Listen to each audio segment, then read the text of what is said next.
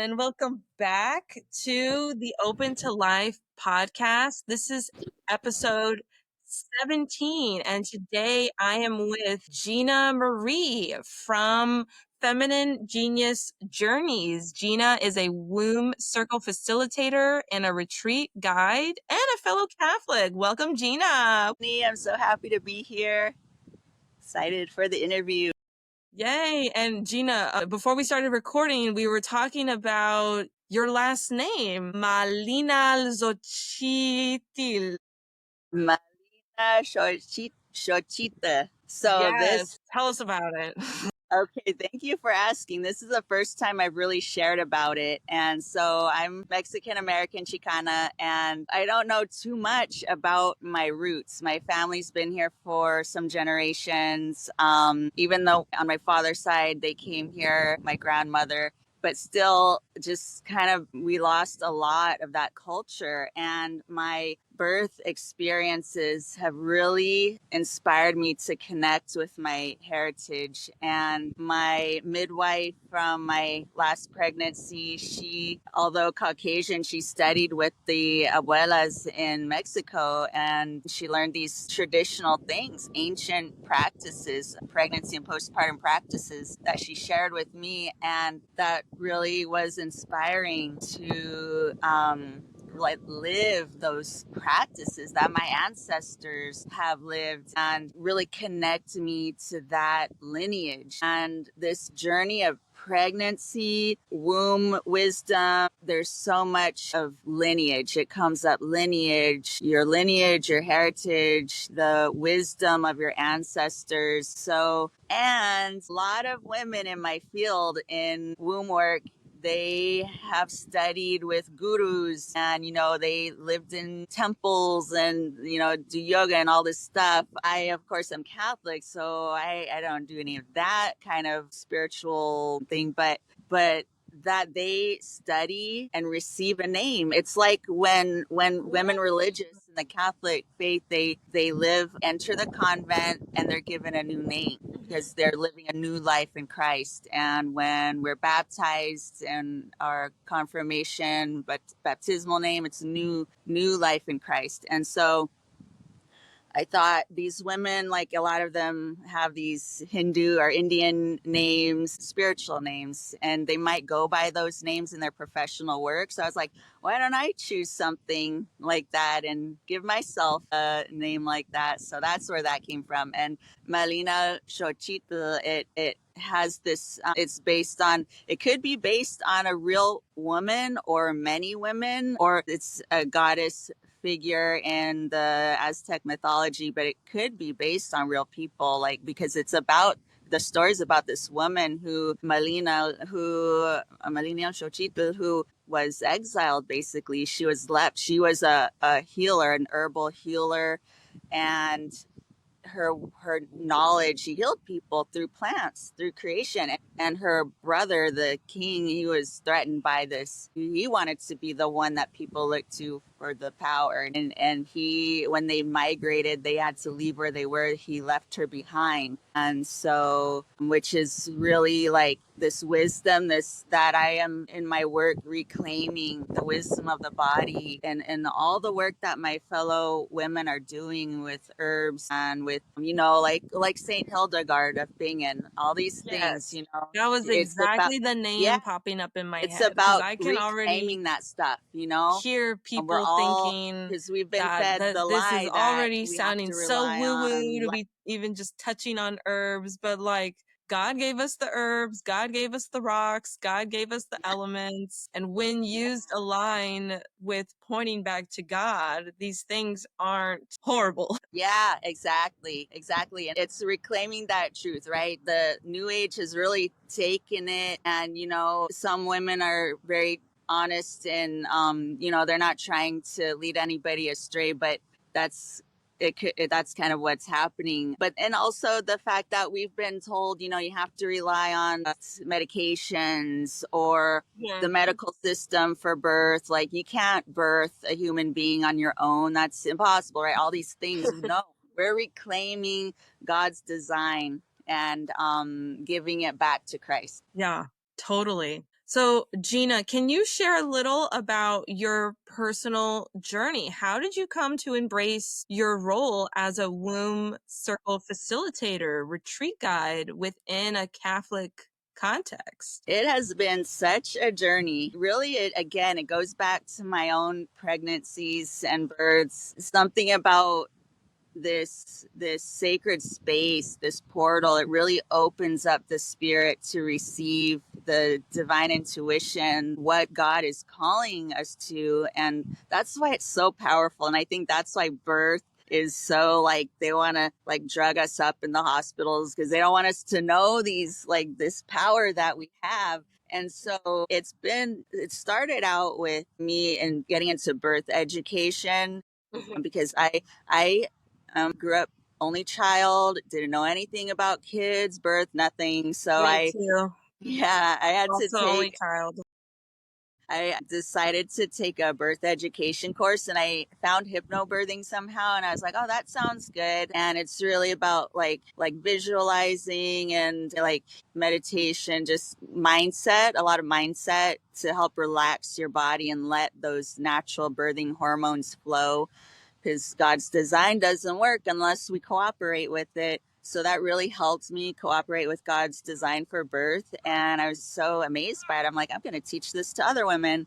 And then I got into, with my second pregnancy, I really got deeper into the natural, God's actual design for birth, the hormonal blueprint for birth. And I studied with, then I had my natural birth at home. I had my midwife, but I only had her there the very end just to be present. I just wanted her presence. It's not that I needed her there, like to assist, but I just really wanted another female strong presence to share that space with me. And then that really inspired me. So I had already known about Free Birth Society and their Radical Birth Keeper School. So I went and did that because I was like, this experience changed me and I want to help other women have that experience. And so I did the Radical Birth Keeper School. And then, and concurrently, the Womb Circle Facilitator certification through Women Wellness. And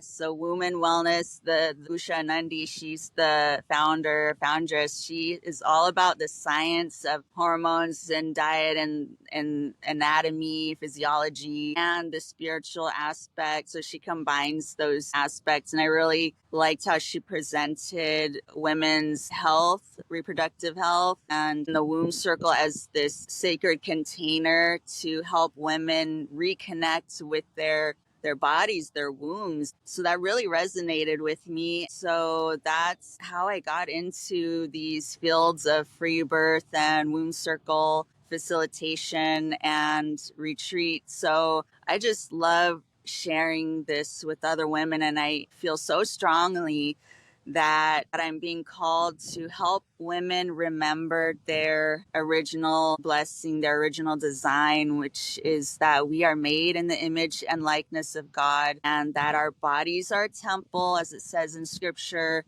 And that includes our wombs, that includes our menstrual cycle, that includes birth. And so all of these, our bodies and all the parts and processes of our body that have been like kind of erased, not necessarily through the patriarchy, but I really feel that it's through the prince of this world, the ruler of the world, Satan. He wants to erase the knowledge of our being, the knowledge of the inherent goodness of our bodies. And the feminists, these women within who are all into womb wisdom and this similar veins like this, they know that they've been lied to, but they don't understand that it's the devil that's been telling these lies, because our bodies, if they are inherently good, the devil will do anything to help us erase ourselves, erase our own bodies, like by artificial birth control, unnecessary C-sections, any number of things, preventing our periods. And that just, we're suppressing our own natural goodness, our own beauty, our own image of God. So that's it's been very effective in the world. So I'm like God is calling me to help women, because the divine, I call it the divine remembrance. It's happening, and it's so profound and potent within a lot of these new age communities. It's like they talk about this awakening and remembering the good. They're talking about, let's use pads, let's get off of birth control. Like, it's like this great awakening. So we Catholic women, we gotta be like, yes, yes, that's what we've been saying, but maybe not. Maybe we haven't been saying it. That's why. That's why so many women are so attracted to new age priestess type spiritualities. So I'm all about reclaiming what's for Christ. Beautiful. Gina, have you always been Catholic? No, I did not grow up Catholic. Oh, wow. Because I'm Chicana, so my family generations have been Catholic, but my parents didn't raise me Catholic. It was just this cultural thing that they weren't connected to, and so they didn't know, like, it was not really a part of their being. And so but everybody's religious, whether they think they are not, whether they claim it or not. God placed desire in our hearts, and so I searched for him. And when I was in college and when I was in high school, I found him just through intellectual, like, world history. I went to public school and everything, but we learned about the Reformation, and it just was like, wait, this guy, okay, there's Jesus in this lineage, and then it was ruptured by some guy who didn't like something. Like, okay, I'm going to go with the one that goes back to Jesus. And Yeah, it's like, yeah. oh, that's the Catholic Church. I mean, even in public school, it's like, yeah, that's Catholic Church has always been around since Jesus. So in college, I was baptized and confirmed. Wow, it's so beautiful. Wow, amazing. I love that you identify as Chicana. I also call myself Chicana. And girl, I gotta tell you, I don't think I've ever met another person who uses that word to call Really? themselves. Yeah, I feel like I meet people who say I'm Hispanic or I'm Latina, but I don't think I've ever met a fellow person who says I'm Chicana that like Yeah. even knows that word. It's such a new word for many people. Yeah. So many times I've had to be the one to explain to people what it is, like at least what the word means to me, how I learned the word. I know for many people it is the first time they are hearing that word. And like I said, there are many people that in my mind I'm like, you're Chicano, but you just don't want to accept that word or you don't know it exists yet. Anyway, Yeah. so cool, girl. Yes. Yeah. Fellow Chicana. Let's claim that too. We, like, they want to call us Latinx. Like, no Latino, no Latina says Latina. It's just this overarching structure who's not, and they're like, oh, you gotta call yourselves that. They're telling us, oh no, don't tell me what to call myself. Yeah, I don't even really like the word Latina to describe myself either because I Yeah, feel like I more don't. general, but Chicana is that's more specific. And it is like, because I'm from LA, so there's a great history, the Yeah, Chicano movement. rich history Yeah, there. my grandpa always said, be proud, you're Chicana, we're Chicanos. Yeah, I'm third generation Mexican American, and my grandfather was an activist like myself. I think I get it from him, and he fought in the Chicano movement in Texas, San Antonio. And so, uh, yeah, this word has been passed on to me. And yeah, if someone asked me how do I call myself, I would say I'm Tejana and I'm Chicana, but even Latina doesn't feel all that right because I feel like I'm not from Latin America, but Right. I don't know. I get it for generalizations. Sure, I'm Yeah. Latina to you. Sure. Anyways, so I saw on your website that you root your work in the Immaculate Heart of Mary and Catholic mysticism. Can you elaborate? How did you come to that in your teachings? So it's very important for me to be really open and rooted in what I believe in, because a lot of Catholics or Christians, they hear the word womb and they think wooey, but no, Mm. womb is a part of the body that God gave us, that he created, and it is good.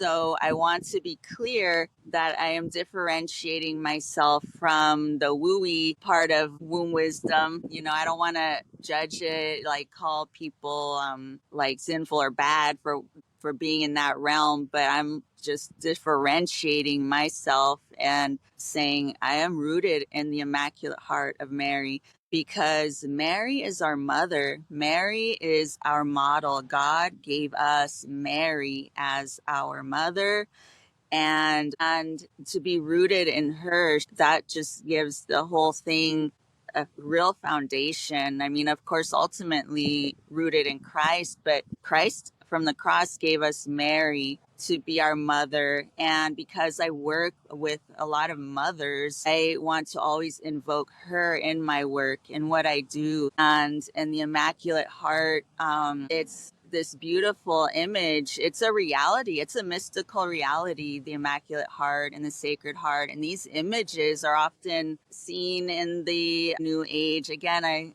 bring it up because they're like these, cool images, or they're kind of used somehow, like Mary as a goddess or an archetype. But really, I proclaimed Mary was a real woman, and she reigns in heaven as Queen of Heaven, and she's not just some archetype or goddess figure.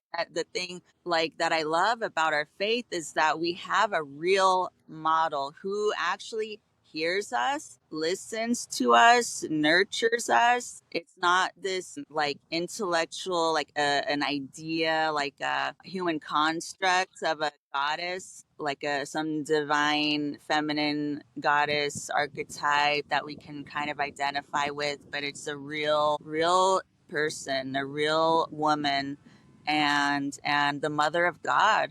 Yeah.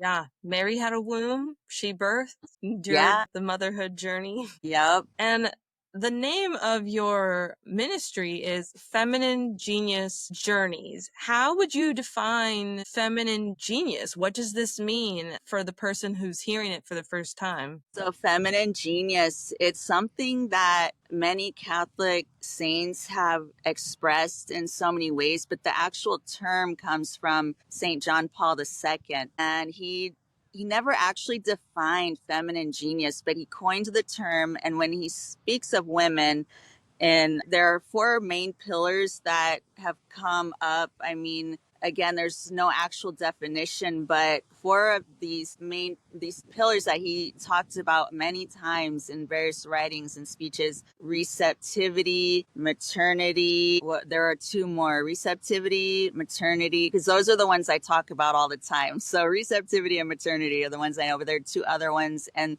among those four main pillars are intuition, these things that we often hear describing women. And really what he was getting at is that feminine genius is not, it's not a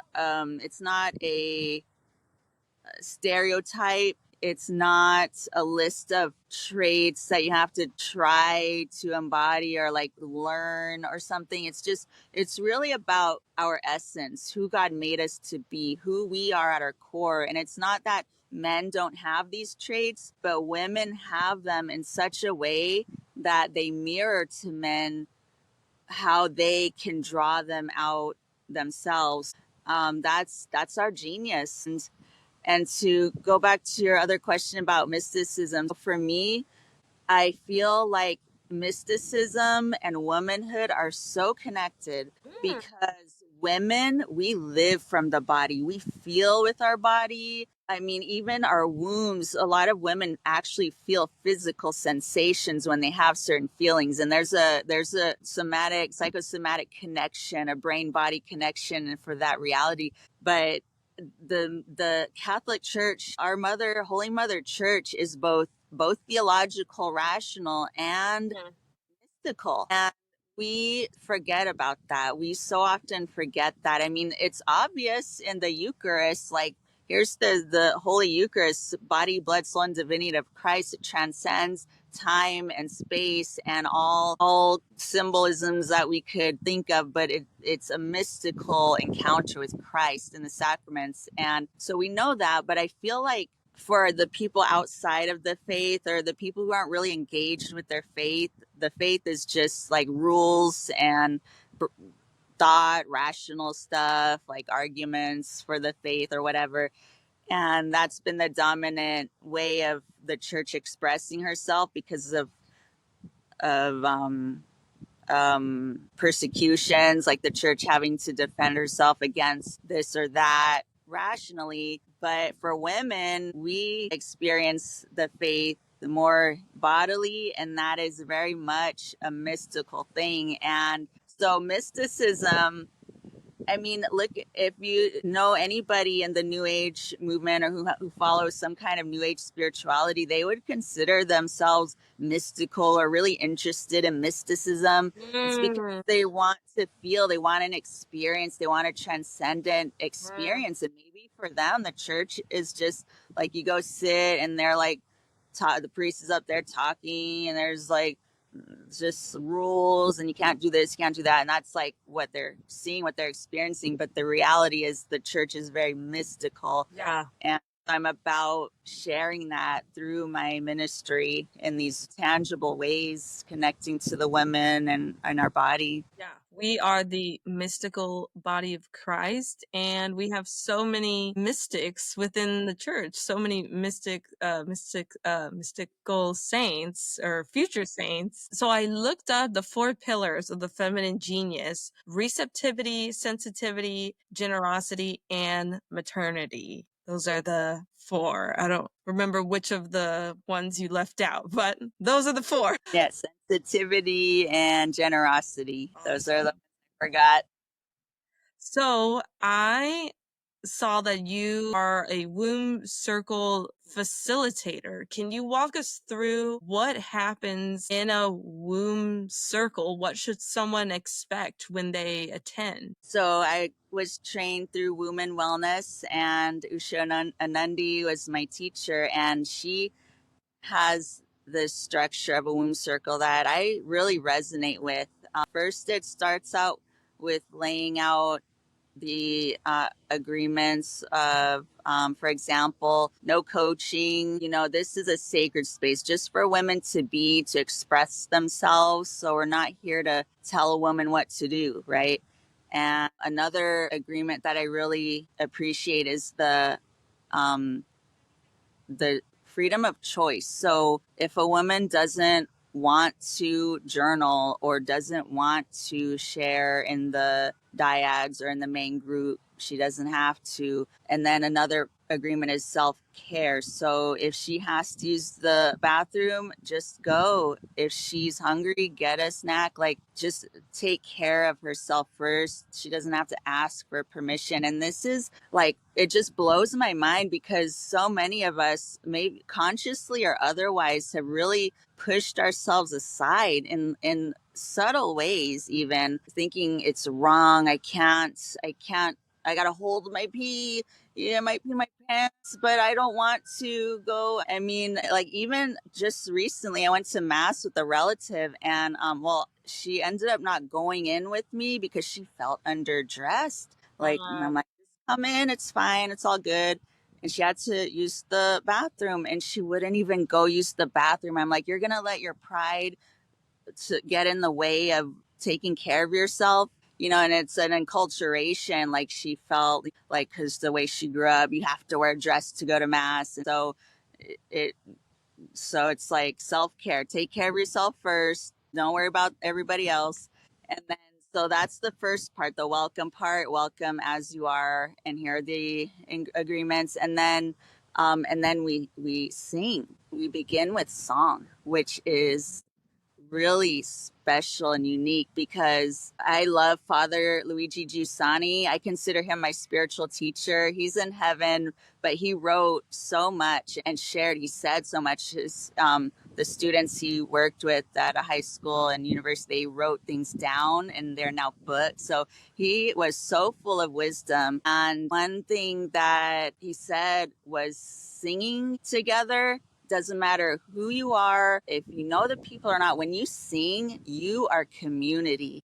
Mm, You know, it really, one, it breaks down a barrier within yourself and between you and the other. It also, like, it just like mass. We begin mass with song, right? On with song. We end Mass with song. It's such a beautiful way to create that sacred container. And so we sing at the beginning and the end of the womb circle. Simple songs like chants, not like Gregorian chant, but just simple, like back and forth kind of chants that you don't have to have a range of notes. It's just very simple, like music. And then we get into, from the song, introduce or ground into the body. Actually, the grounding starts first. Okay. So it's very important to start any womb circle or anything, I feel, just to ground into the body, because you might have come rushing in from feeding the baby or like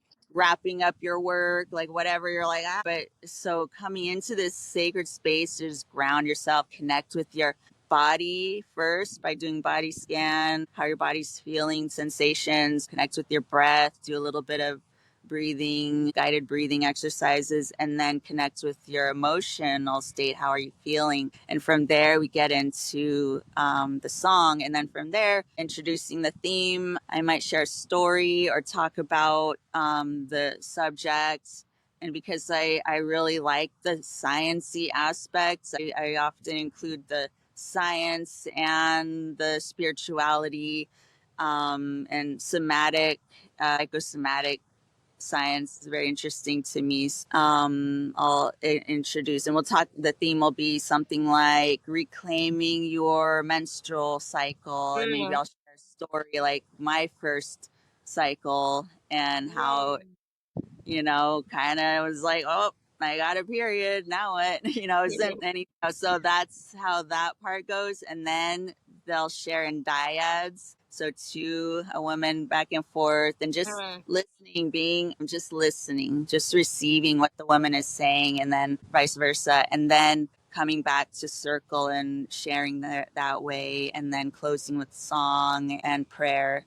So that's the basic, and prayer, because that's not in what I was taught, but that's because this is specifically Catholic. And of course, I welcome all women, but I really integrate my faith in this. Yeah. So what does it look like to incorporate Catholic spirituality in these spaces? Yeah. So it will tie in inevitably. If I'm talking again, if it's about the menstrual cycle, for example, talk about the womb as a tabernacle. So if our body is the temple, the womb is the tabernacle, and I'll relate that to bring in scripture or like biblical metaphor, and Mary carrying the body of Jesus in her womb, and what's held in the tabernacles in church is the body of Jesus, body, blood, soul, and divinity. So that's it's very easy to incorporate the faith,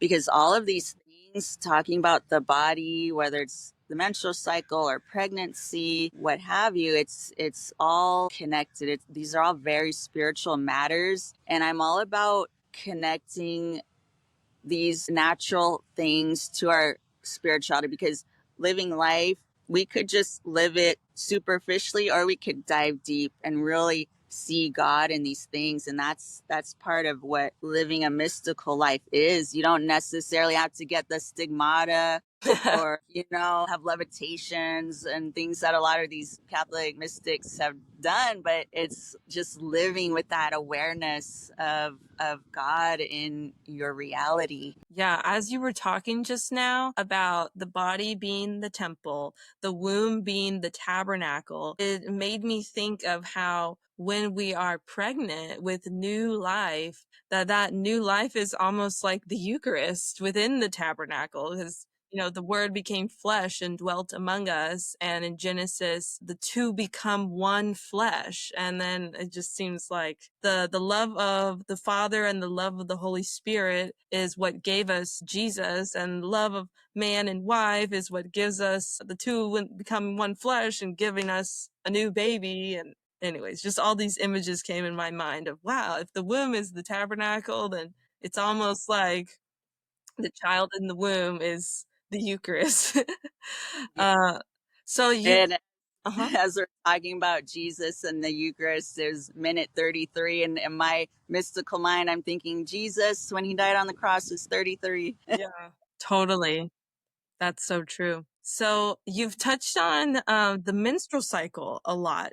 What role does our menstrual cycle play in the feminine genius or in our spiritual identity? So the role that it plays, it's like a physical manifestation of our feminine genius. If we conceive, we're receiving. That's one of the pillars. But even if we're not conceiving a new life, we might conceive some new ideas or some creation or project. And then we bleed, we're releasing, we're letting go, and God's calling us to trust Him, to surrender. So we let go. So you could think of every part of the cycle as connecting it to those spiritual elements. And even in New Age spirituality, and within my training, learning about the cycle, to put it in terms of, not necessarily New Age, but it's universal. Like, I don't know, maybe just how I learned about it through my training it was kind of integrating that spiritual aspect. But through my Catholic lens, I applied the spiritual aspect of that. And so seeing the menstrual cycle again as a gift, because so many of us have seen it as, we're raised to think it's a burden, but it's really a gift. So reclaiming that as gift, a sign of our dignity, Mm, our image of God, our imago Dei, because He's neither male nor female, as the Catechism says, but He incorporates every perfection of every quality we can think of. He is the perfection. yeah. Yeah. I love what you said about reclaiming our menstrual cycles. I think it has been, at least in my upbringing, something that was meant to be hidden, something that was dirty and almost shameful. And it's so sad because, you know, God made them and God said they were good. And the only thing that wasn't good in the beginning was that man was alone. And so man needed woman. And we were made in His image and likeness. So as you said earlier, that there's this almost, how did you word it? Divine awakening happening, a radical awakening. I am such an advocate for fertility awareness methods, body literacy, natural family planning. And I want to believe that people just moving the needle towards this truth that birth control is harmful, that ovulation is good. Let the women be free to ovulate, that menstruation and all these things are a sign of health and are that are giving us information about our body when something's out of balance. My hope is that as people come to understand this truth, that my body is good, that my hormones, my natural cycle is good, are good, that they will come to learn and appreciate the power of their ovulation, the power of their fertility, that they can bring in new life. And then with that information, that one would not want to share that power with just anyone. That you would want to be quite particular on who you share that power with. And ideally, maybe you would save it for just one person, your spouse, and that you would respect any new life that came from that power, a baby, and would not kill that baby through abortion. That's my hope. Like as you come to learn one part of truth, that you move to another, and then you're all the way, and hopefully the world becomes Catholic then. Yeah. Yeah, I love that. That's a very mystical way of seeing that, of Yeah. through honoring the cycles, honoring and then seeing that power that really is within and sharing that with one man. And it's very powerful, very mystical and beautiful. Thank Yeah. you. And I think you're right. Once we do learn about our power, inherent dignity, I think that's the direction I'm seeing. Like a lot of women who are not Catholic, but maybe New Age spirituality, they talk about the menstrual cycle. They talk about allowing the blood to flow, and then the babies, like they're seen as like sacred life. And And yeah, so I think it is heading in that direction. I think you're right. So you graduated from the Radical Birth Keepers School through Free Birth Society, which many may see as a radical approach to birth. But I think that's so cool. I think if God allows, I would love to do that school myself. But my question for you is, how do you integrate not only your Catholic faith, but your pro-life values into what you learned there? Yeah, so it is radical. I mean, going from God's original design, everybody birthed in this way, like without medical intervention for thousands of years. This is the way God designed our bodies. But then with the modern obstetrics and so many things, like you might even tie it to like the New World Order or whatever. I believe it is all related. Erasing the image of God from the earth, it's all tied into these power structures. So coming back to this awareness that our bodies are made to birth, our bodies are made to birth without medical intervention. That is the design. That's not to say that this is 100% all the time. For those rare occasions where medical intervention is needed, great. Thank God that technology is there. But the overall, I mean, even for a lot of cases where people think they need medical intervention, they really don't. It's really a lot of fear that leads to one intervention that cascades to more intervention. And so it is radical to come out here and say, we don't need the medical system to give birth. That's radical. Like we were enculturated and indoctrinated to believe that we need medical intervention, even for a perfectly healthy pregnancy with no issues, no history of disease, to believe that she needs to go into the hospital to birth and to tell her, no, that's radical. Yeah. I was hoping for a natural, dare I say, physiological birth at a birth center when I was pregnant with my son. He ended up coming a month early, allegedly, based off of how he was measuring. They thought I was 2 weeks earlier than what I believe I was, based off of my ovulation, my body knowing my cycle. I was pretty sure I was 38 weeks when my water broke, but because I was allegedly 36, my midwife from the birth center recommended I go to the hospital. And my added context is that my son was breech, and I was doing all the things, sitting on the couch, going down on the floor, dancing, what have you, making an appointment with an acupuncturist, and I was seeing a chiropractor, and so I was trying to get this baby head down, and I ended up having a C-section. And that's something that I grieved for a long time. My son is 14 months now.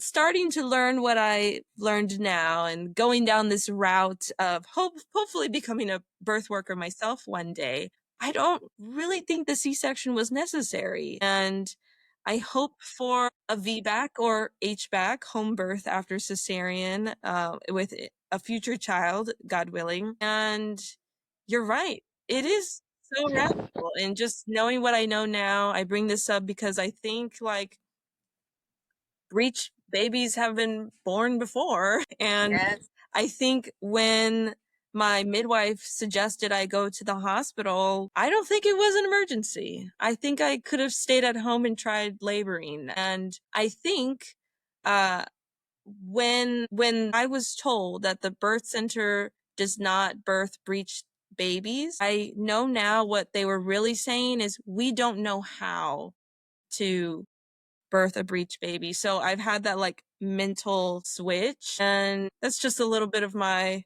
birth story, just echoing that, yeah, it is radical even for me who was a month early in their eyes and with a breech baby. I think my son was coming right on time. He had no Yeah. time in the NICU when he was born. What does that say? I think that confirms my intuition. Yeah. Yeah.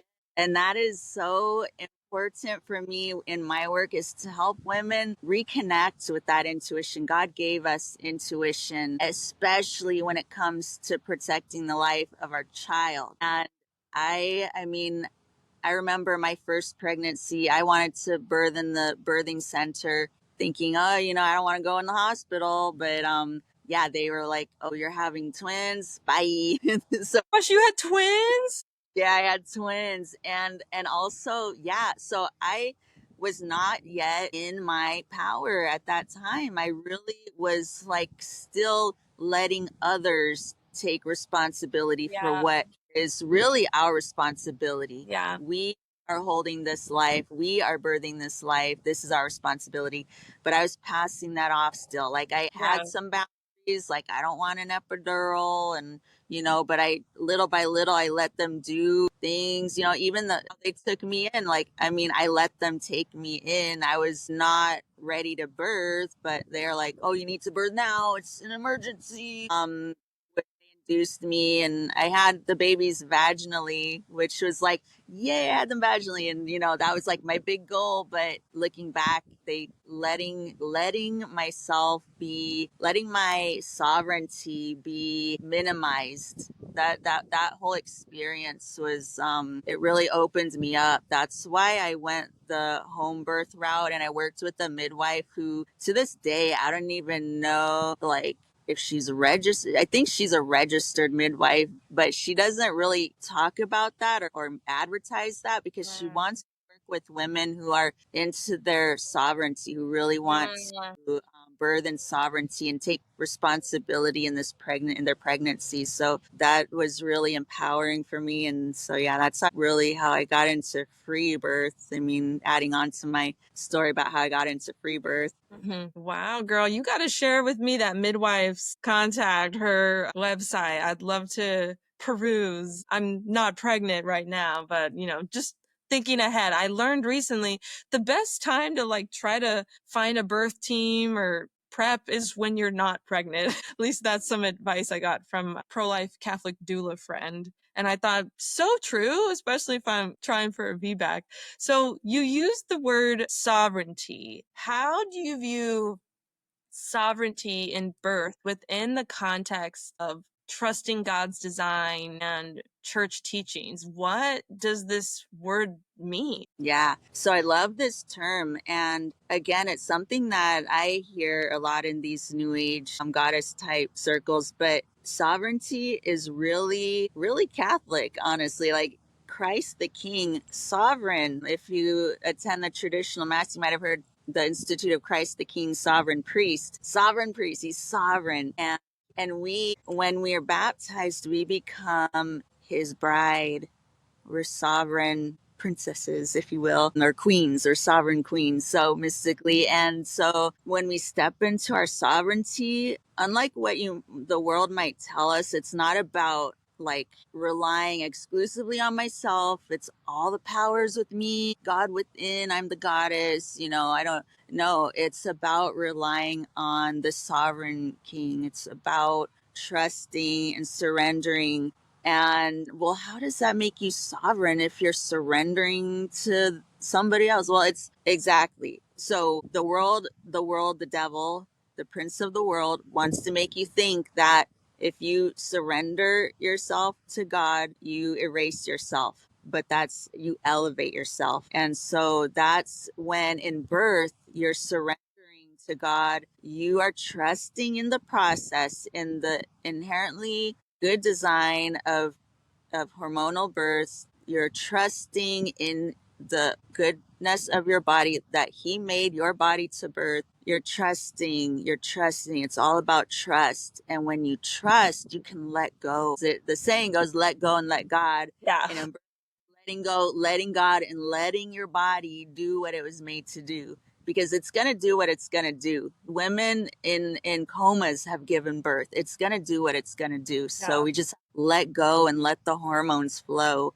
And so when we do that, we're birthing. We're doing it. We're not relying. So you're either going to rely on God or you're going to rely on the medical system. So you get to choose, or yourself, like if you think you're the like divine goddess or whatever, but ultimately, you know, that's a lie. So of course, God, we have this divine imprint as Imago Dei. And when we let go and surrender, that's when we're elevated, and we like all that power that it just flows. Like it's so powerful. Birthing, like that, my home birth was just like, wow. It was like this sacred portal of expansion, spiritual awareness, depth, growth. So yeah, that's what I mean when I say birthing and sovereignty. Love that definition you gave. And I myself need to do some reflection on what does that mean for me to birth sovereignly. I look back at my birth and I learned that one of our nervous system protective responses is, so we have fight, we have flight, we have freeze. And then I learned recently there's also fawning, when you're just kind of giving in and saying yes to appease. And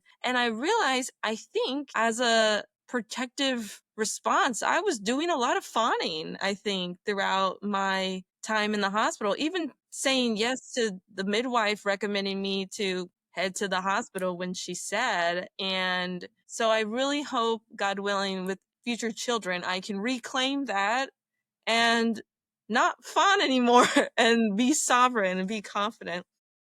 So, Yeah, even the fact that you're aware of this and that yeah, you're speaking this is reclaiming.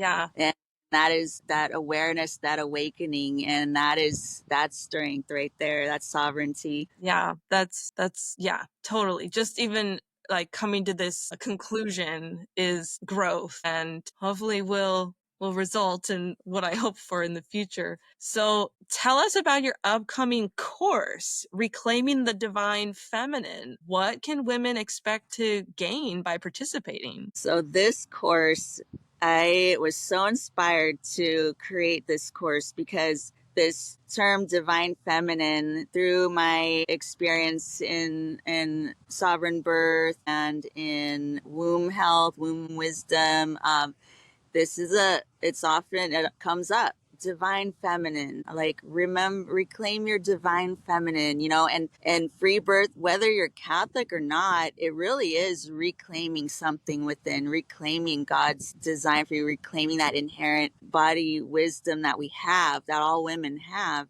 So yes, you are reclaiming something really divine, because we're all, regardless of whether we're Catholic or not, baptized or not, we are all the Imago Dei. And so there's some truth to that, right? What they say, reclaim your divine feminine, but it's not the full truth. And so God has really lit a flame in my heart to reclaim this phrase divine feminine. So it's not a phrase we have in the catechism or in the Bible, or really not a phrase I've heard any saints speak, but it's there. The divine feminine as Mother Church, as Mother Mary, you know, as just thinking of, because people say, oh, the Catholic Church is so anti-woman, but it's not true. The Catholic Church sees our Mother Mary, and we have her in such high regard.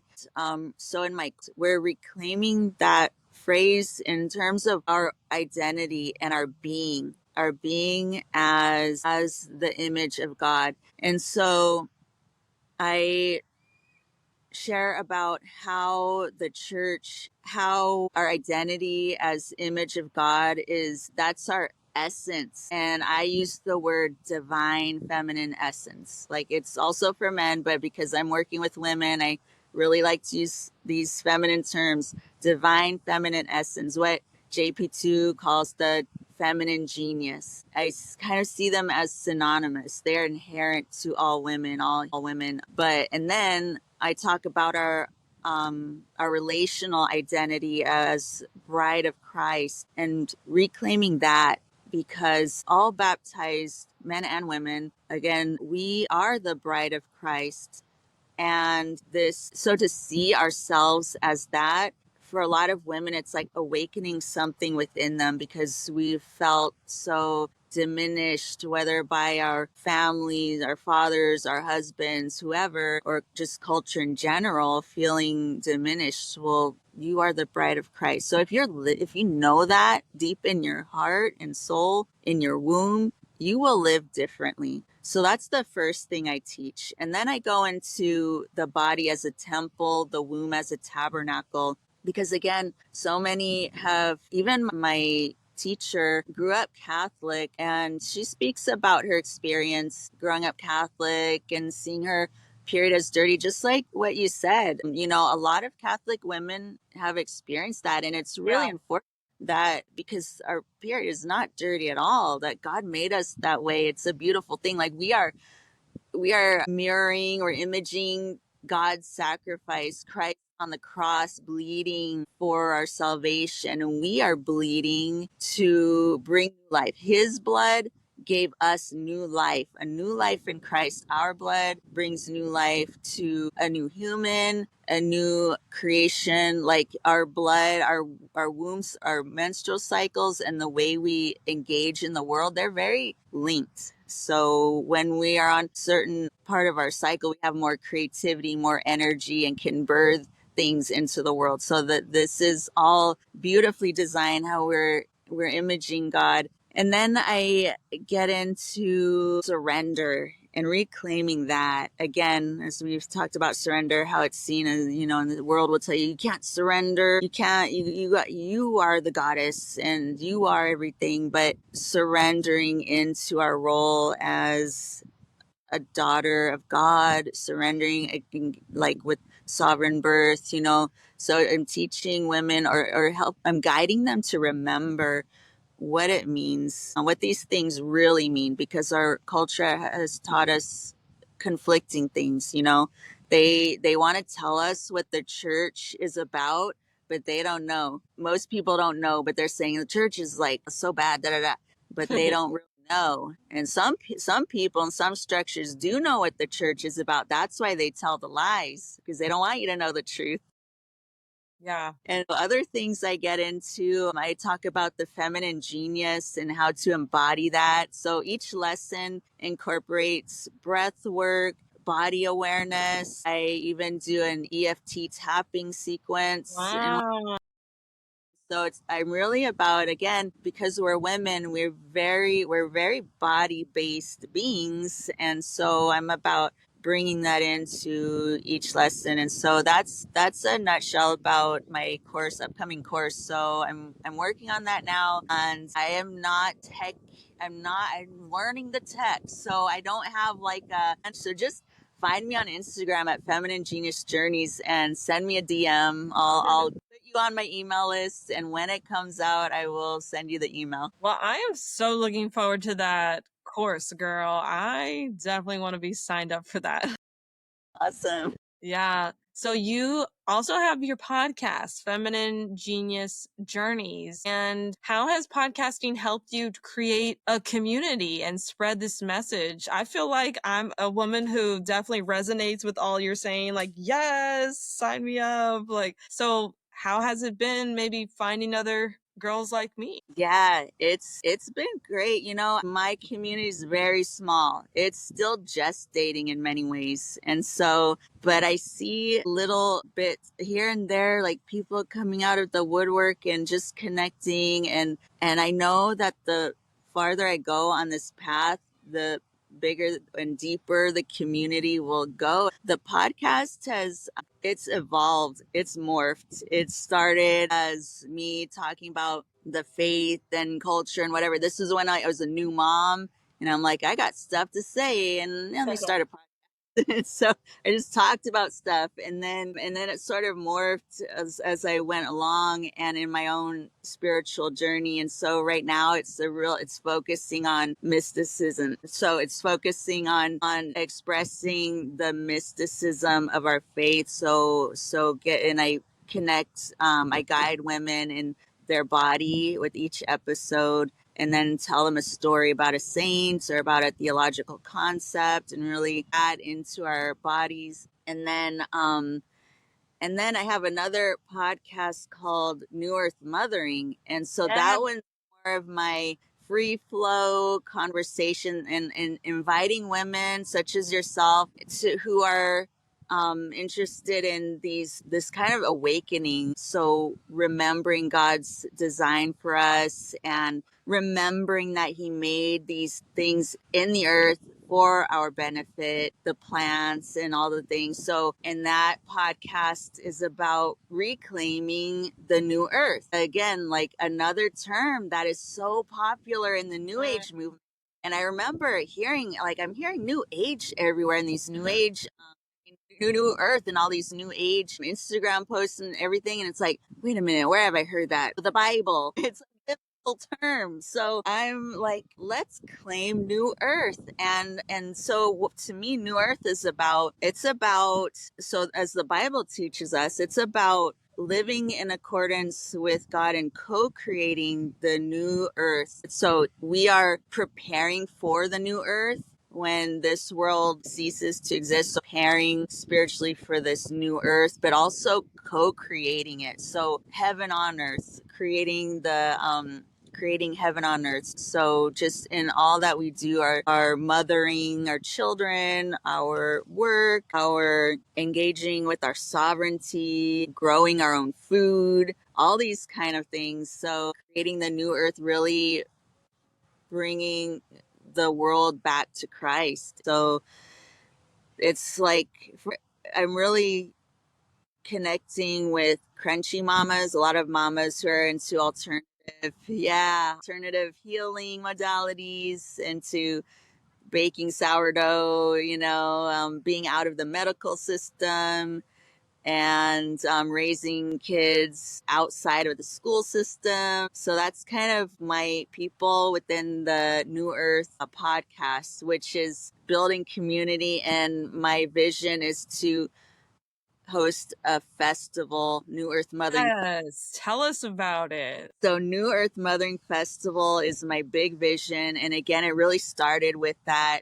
What New Earth? Oh, that's a biblical term. And I'm like, and then I was like, so radical. I mean, Free Birth Society had their last. They had for the past 5 years or so a women's festival, and I wanted to go. I really wanted to go. It looks so cool. And what's cool about it is women who are all on board for free birth. That's their thing, free birth. And so a lot of women who are into free birth are into alternative healing modalities. They're into feminine embodiment, all these awesome things that I'm all about. Yeah. So I thought, and I've been to festivals before that are like so cool, but it's like, wow, how cool would it be if we had the faith here, I envision like women's empowerment festivals, and there's so many, and they're very similar in this way, like about feminine embodiment and all this stuff. And they look so awesome, but they're all about the kind of like relying on the self, or like it's we are the goddess basically. So I mean, that it doesn't align with me, but a lot of women of faith, we align with the other stuff.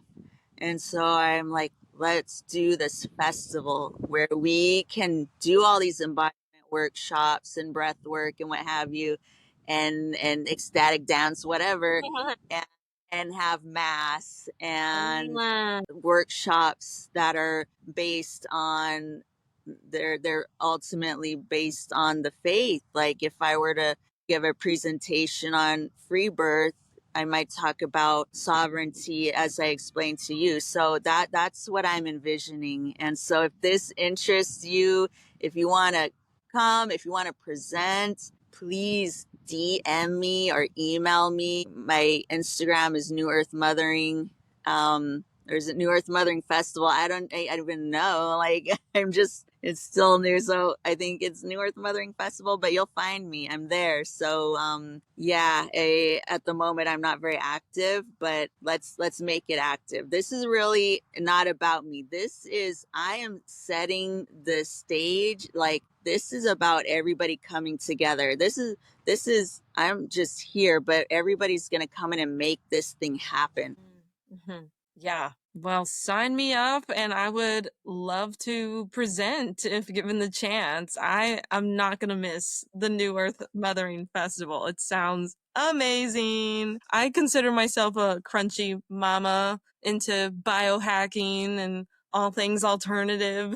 So it'd be so cool to meet other like-minded moms who are also Catholic. Amazing. Yeah, So awesome. Well, you'll be the first to present.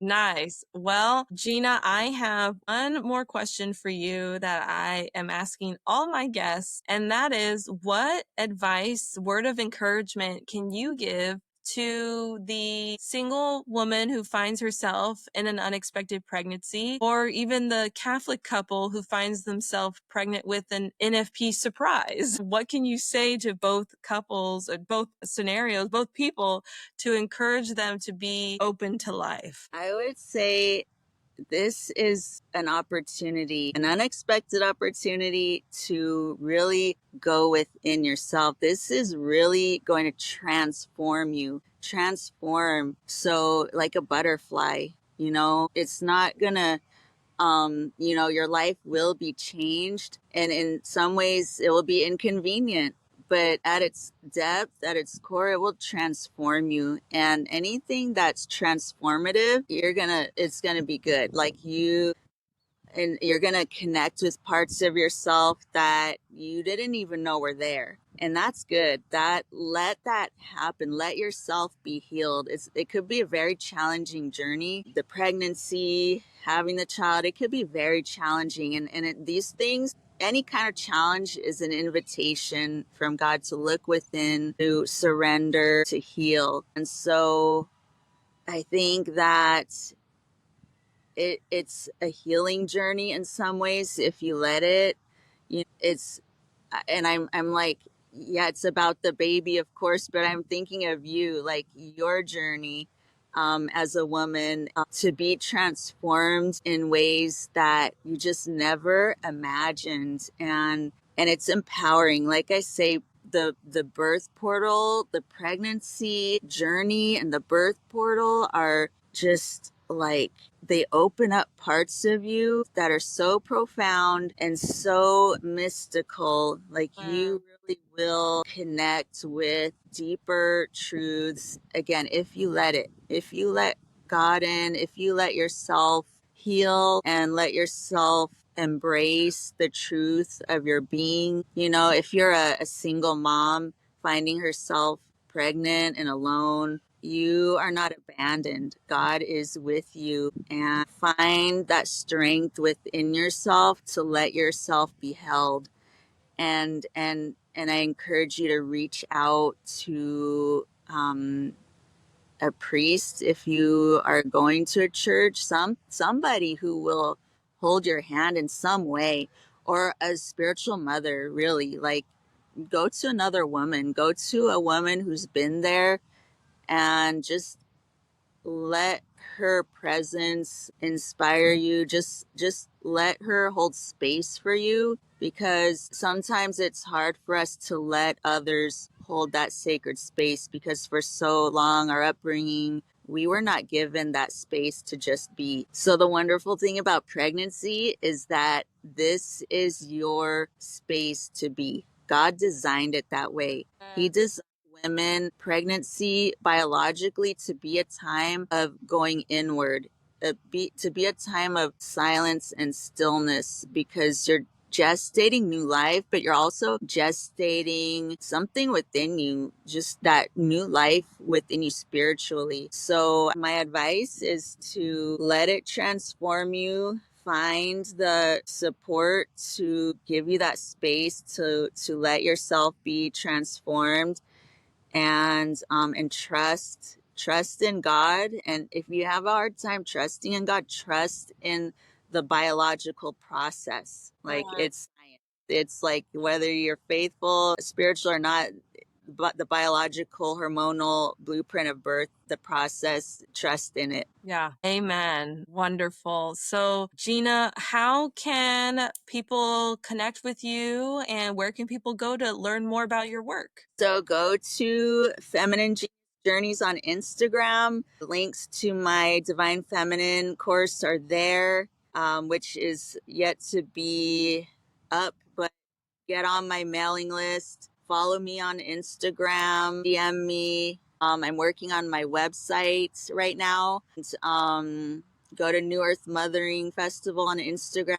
Follow me there, and you can DM me, leave me a voice message, whatever. I love connecting with people. So especially, people like us, right? Because the wonderful thing about the Catholic Church is that she is so diverse. There's so many kinds of women in the church, and so let's find our people and co-create the new earth together. Yeah, find our people, and everyone shows up to the New Earth Mothering Festival. Yeah, and go to 𝓜𝓲𝓷𝓪𝓵𝓁.com for more information. Okay, great. Well, thank you so much, Gina, for coming on the Open to Life podcast. I'm so appreciative of you taking the time for this conversation, and I really hope my listeners are blessed. Thank you, Melanie. It was a pleasure. Have a good evening. You too.